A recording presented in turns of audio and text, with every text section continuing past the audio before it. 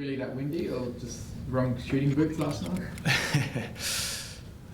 Look, the win was a bit fluky, but obviously to keep 28 behinds is no excuse for that. So we always do plenty of work on our goal kicking, and we'll have to readdress it this week. So the good thing for us is we created enough opportunities to get the win, but you're not going to win too many games when you kick 28 behinds. How much should you have won by? No, I'm not too sure. I think they missed a few too. They should have kicked, but obviously, I think at quarter time it would have been nice to be further in front. Look, as I said, it was the most pleasing thing for us was we gave ourselves enough opportunities to get the win, and it was a good result in the end for us. Is that something that gets talked about during the week? I know in past teams have had a poor kicking week and said it's just a one-off and we don't need to address it, but do you need to address anything? Oh, well, look, we'll probably won't go over it too much. A lot of it's a little bit of mentality, and obviously the conditions were not ideal for that, but we'll address it and we'll train it throughout the week, but we won't dwell on it too much. After quarter time there, Doug, you had the shot, set shot, 40 out or whatever, and it looked like there was even a bit of discussion, bloke saying left goalpost, exactly where you had to put it, yet it faded left, it looked like a golfer going, where's the wind sort of thing. Talk us through that. Yeah, I think, either sort of pocket, particularly in that northern side, it was blowing sort of different ways, so it was hard to sort of get a handle on, and I think up that southern end, the wind comes through the gaps in the stand, so depending on where you are on the ground, it can be a little bit tricky, but I think overall there's probably, far too many shots that we should have kicked that we missed, so they're the ones we'll look at. Off the boot, you must have thought that's... No, I probably hit it too well, which was a bit rare for me this year, so it would have been nice to kick three. Kicking aside, pleasing result? Yeah, it was pleasing. Obviously, North have had a great start to the year, and we feel we're building. So, to win 5 in a row now is a really good stepping stone for the second half of the year, and it's given us some great belief in, our structures and our methods and what we're working towards. So, another big challenge on Sunday. Hard to ignore all of those outside noise, which is steadily building about the Crows being genuine contenders.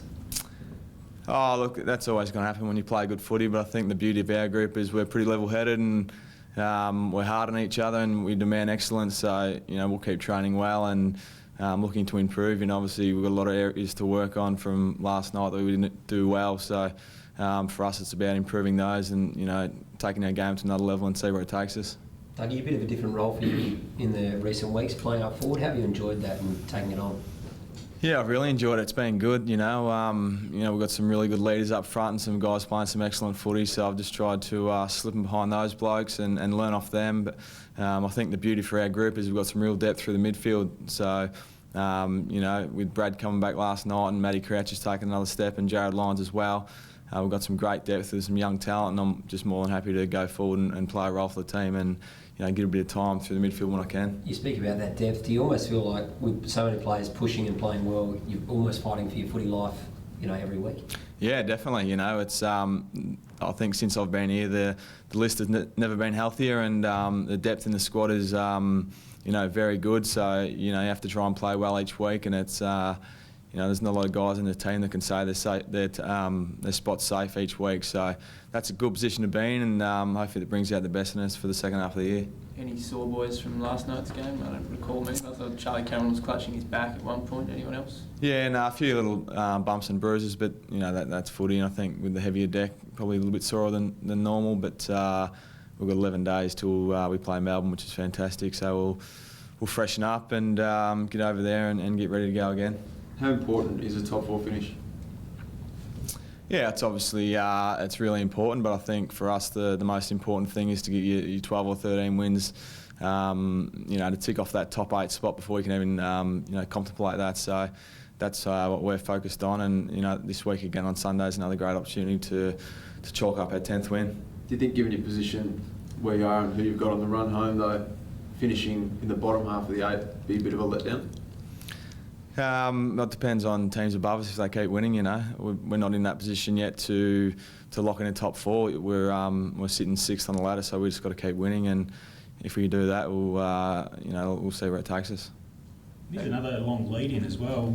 Was there any, I don't know if there was any, you know better than us, any ring rust in any way that sort of came to the surface last night? And if so, how do you sort of handle another long lead into the next game?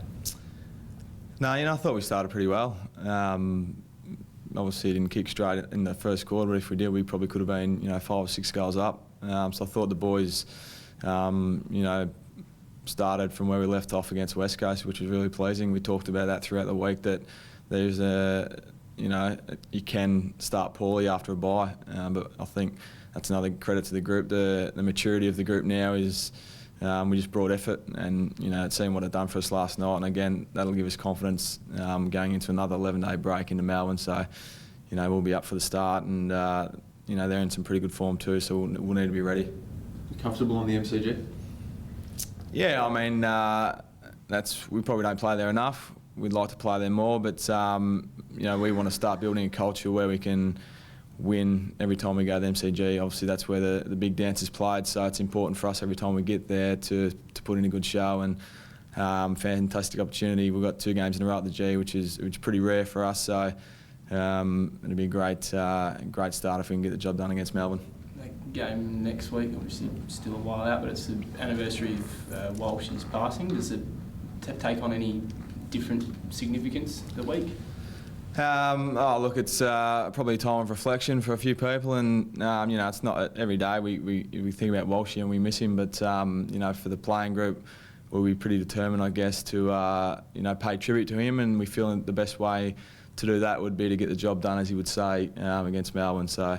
It'll be a special week for us and time of reflection, but we're looking forward to Sunday and making him proud.